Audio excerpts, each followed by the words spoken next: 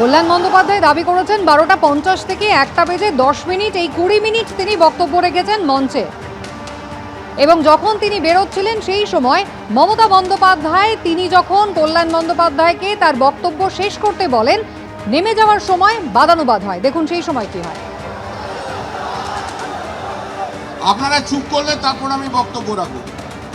রাখবো না তাহলে চুপ করে বসুন। 12টা 41 নাগাদ আমি দিদিকে টেক্সট করলাম যে আপনি তাড়াতাড়ি আসুন। 12টা 45 নাগাদ দিদি আমাকে জানাচ্ছে বিজেপির লোকরা আটকে রেখেছে, যেতে পারছি না। 12টা 45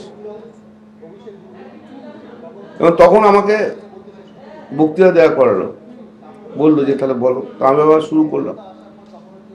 এবার আমি শুরু করার পরই কিছুক্ষণ পর অভিষেক এলো।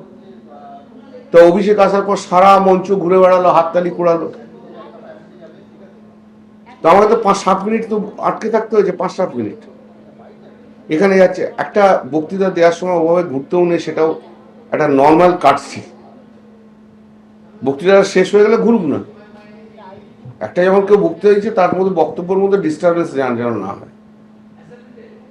আমার পপুলারিটি কতটা সেটা দেখানোর জন্য তার তো সেই জায়গাটা তখন নয়, পরে দেখাতে পারতো। 7 মিনিট আমি থেমে গেল। এরপর আবার শুরু করলাম। তারপর মমতা দিয়ে এলো, আর দিদিকে দেখার জন্য লোকজন হইচই করছে, নাচের এটা খুবই স্বাভাবিক। আমাকে 5-7 মিনিট প্রায় বন্ধ করতে হলো। তা টোটাল কত হলো? 12 থেকে 13 মিনিট আমি বক্তৃতা বন্ধ রাখতে হয়েছে।